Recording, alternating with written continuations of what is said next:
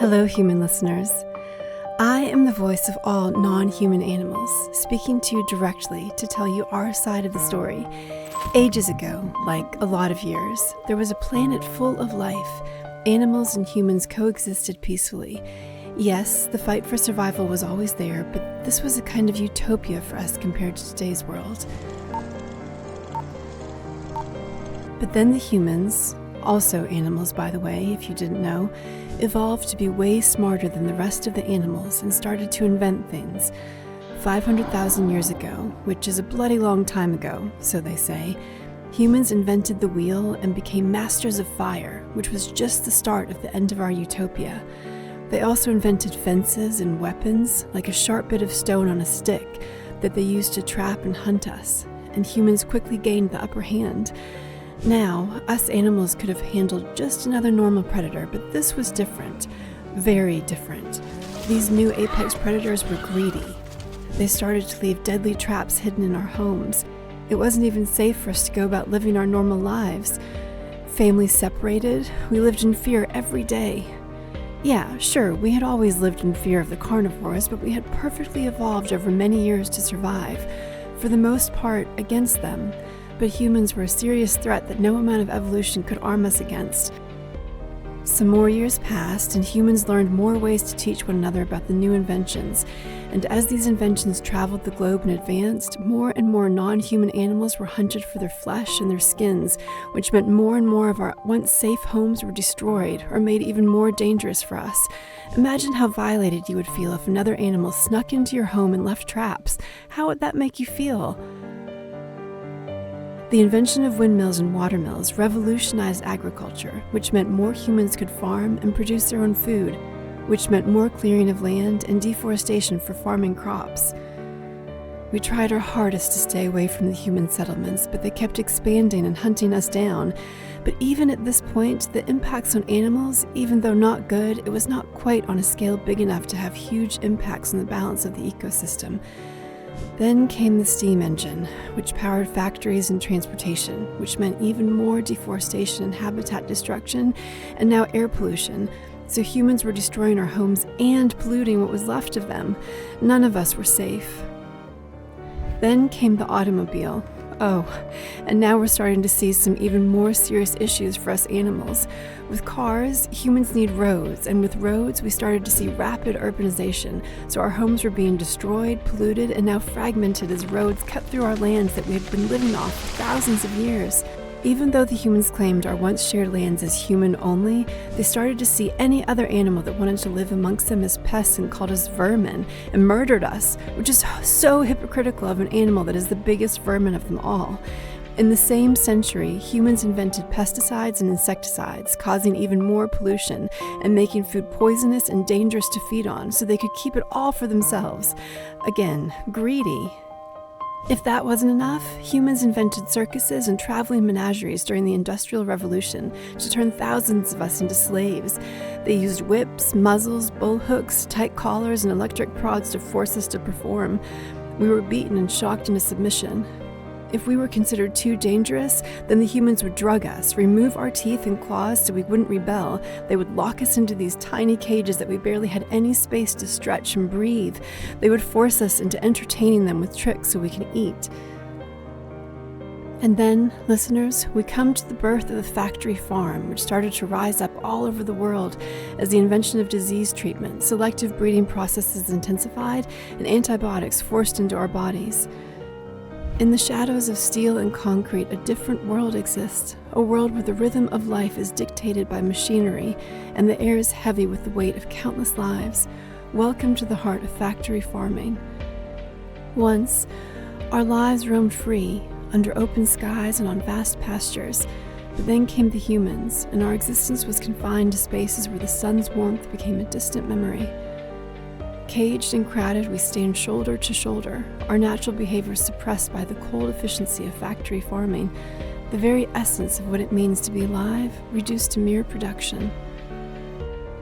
Humans, in their quest for profit, manipulate our bodies. Growth hormones and antibiotics course through our veins, turning our once natural lives into a distorted reality, the price of efficiency paid with our well-being. Feeding becomes a mechanical process, devoid of the joys of foraging and grazing. The very act of nourishment stripped of its richness, leaving behind a tasteless existence. The hands that feed us bring not comfort but cruelty, whips, confinement, and the deprivation of the simplest pleasures. We are not seen as sentient beings, but as mere commodities in a profit-driven equation. And all of this again because of human greed that shows no mercy for any other animal or living thing. On top of all that too, they just allow pollution and waste from these factory farms to run into rivers and lakes with absolutely no regard for anything that calls the water their home. The dark river flowing from these industrial complexes. The environmental consequences of our captivity echo far beyond the confines of our pens, staining the world around us. In the vast expanse of the oceans and rivers, life once flowed in harmony, a symphony of colors and movements where every creature had its role. But as the tides turned, so did our fate. Humans, with their insatiable appetite, cast wide nets and lines, depleting our populations. The seas, once abundant, now echo with the haunting silence of overfishing, the delicate balance disrupted. And then there's the pollution, a relentless invasion. Plastics, chemicals, and oil spills poison our homes. We navigate through a sea of debris, our lives entangled in the aftermath of human neglect.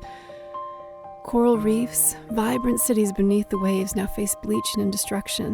The warming seas, a consequence of human actions, strip away the colors, leaving behind a graveyard of once thriving ecosystems. Rivers, the lifeblood of our existence, suffer too. Deforestation along their banks erodes habitats, making the journey upstream a struggle for survival. The connection between land and water disrupted. Dams, erected by human hands, interrupt our natural migrations. The once free-flowing rivers are now tamed, hindering the intricate dance of life that once defined our existence. Now, you would think that humans would only harm the animals they want to eat, but it goes deeper than that. Animal breeding is a big part of human civilization. For a long time, humans have domesticated dogs in hopes of getting better companions. At first, they used sighthounds, hunting dogs and guardian dogs that would keep the livestock safe. But when people wanted dogs to be cuter, smaller, and more docile, they used breeding to create the perfect little pets, paying no regard to the consequences and the suffering they would cause us. Well, these are not our only friends that have suffered. Thoroughbred horses are being bred to have lighter bones. Why? Because they need them to run faster on the racetrack purely for their entertainment as they watch in their millions and clap and scream their stupid faces off, as our horse friends are forced to run until they die and are deemed useless. Well, if there's one thing that humans love the most, that is the power to feel in control. Renewable energy needs more land than fossil fuel production. Not only have humans destroyed entire forests and built cities in their place, but they have also gone far and beyond to keep us in this cage. They've put electric fences to keep the domesticated animals in and our friends out. But what happens on the other side of that fence? It's still not pretty. Poaching is a big business. Traffickers all over the world are devastating wildlife species, hunting rare species or selling them for money so people can afford to buy more dead animal parts to feed their fat, greedy faces. They kill elephants for ivory, hunt down tigers for their skin and bones, and rhinos for their horns, hunting our friends and their fellow animals into extinction. For what purpose, really? So what does the future look like for us animals? Humans are continuing to advance their technologies, like artificial intelligence. As we have seen with all the other innovations, the world for us just gets worse and worse. Humans rarely invent things to make our lives better. So welcome to a future where the gears of progress turn relentlessly, but not for all. In the cold embrace of steel and circuits, the fate of non-human animals takes a darker turn. As technology evolves, so does our scope of captivity. AI-driven farming facilities loom large, calculating efficiency while neglecting the essence of life that once thrived in the wild. Drones hover above, not as protectors but as silent wardens. Robotic caretakers replace the warmth of human touch, programmed to fulfill tasks with a mechanical precision that lacks empathy. Genetic modifications, once touted as a means to enhance crops, now infiltrate our very DNA. The line between nature and manipulation blurs, leaving us as mere products of artificial design. Humans immerse themselves in virtual realities, oblivious to the real-life suffering that funds their techno-escapes. The disconnect grows, and with each innovation, our cries for liberation fade into the background hum of progress. Automated feeding systems and mechanical harvesters operate with ruthless efficiency. The cycle of life, once a dance of survival, is reduced to algorithms dictating our every move. The once pristine environment now bears the scars of technological advancement. Pollution from our captivity taints the air and water, a testament to the cost of progress paid not by those who reap its benefits. Yet, amid the bleakness, whispers of resistance echo. Futuristic animal rights activists, armed not with placards but with lines of code, strive to dismantle the digital chains that bind us. In this dystopian future, the path to redemption lies in acknowledging the sentience of all beings. The question remains, will humanity evolve to see beyond its own creation, or will the shadows of progress forever shroud our existence? As the shadows of our dystopian reality persist, a glimmer of hope illuminates the horizon. It's a call to reimagine, to reinvent the narrative that binds us. Picture a world where technology becomes a bridge, not a barrier. Humans, guided by compassion and wisdom, utilize innovation to restore the delicate balance between nature and progress. In this utopia, cities blend seamlessly with the untouched wilderness. Parks and sanctuaries are not just for the human, but shared, harmonious spaces where the boundaries between species blur. Imagine a society where every technological leap considers its impact on all beings.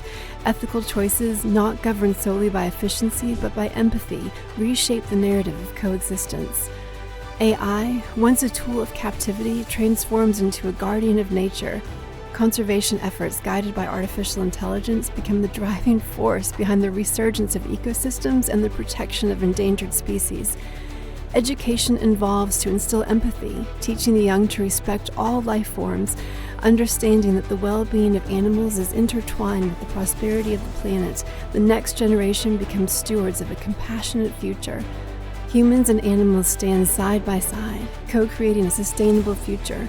Collaborative efforts, once driven by human-centric greed, now focus on preserving the intricate tapestry of life that unites us all. In this reimagined future, the echo of progress harmonizes with the heartbeat of the earth. It beckons us to embrace a world where every being, human and non-human alike, thrives in the utopia we collectively build. And so we've come to the end of our story. The relationship between non-human animals and technology is not just a human concern. It's a story that affects us all. Do you think humans have what it takes to make life better for all living things? If you just press that subscribe button for me, that would be really appreciated. Let's get this message out to all other humans. Thank you for listening.